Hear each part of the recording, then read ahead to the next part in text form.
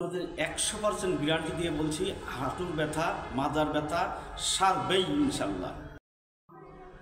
আসসালামু আলাইকুম ওয়া রাহমাতুল্লাহি ওয়া বারাকাতুহু।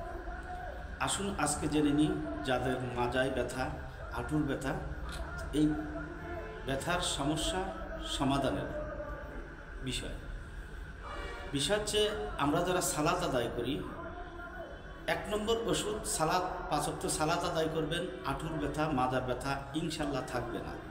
রুকু সিজদায় যে একটু সময় নেবেন। আমি নিজে প্রমাণ পাইছি, আমার মাজায় হঠাৎ করে টান লেগে ব্যথা ছিল, এরকম ব্যথা যে আমি পানির টিউবওয়েল চাপতে পারতাম না হাত দিয়ে, মাজার ব্যথায় আমি একটু জোরে হেঁটে মসজিদে আসতে পারতাম না, নামাজের টাইম ওভার হয়ে যাচ্ছে, মাজায় এত প্রচণ্ড ব্যথা ছিল। কোনো ওষুধ লাগে নাই ইনশাল্লাহ।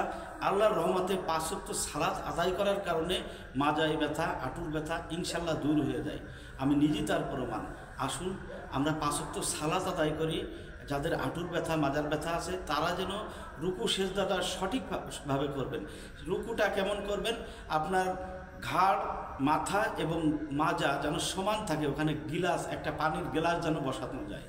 এভাবে রুকু সেজদা সময়ভাবে করবেন, সঠিকভাবে সঠিক নিয়মে সালাত আদায় করবেন। ইনশাল্লাহ 1 সপ্তাহের ভিতরে আপনার যত রকম মাজার ব্যথা, হাঁটুর ব্যথা হোক ইনশাল্লাহ ভালো হয়ে যাবে। সবাই ভালো থাকবেন। আসসালামু আলাইকুম ওয়া রাহমাতুল্লাহি ওয়া বারাকাতুহু।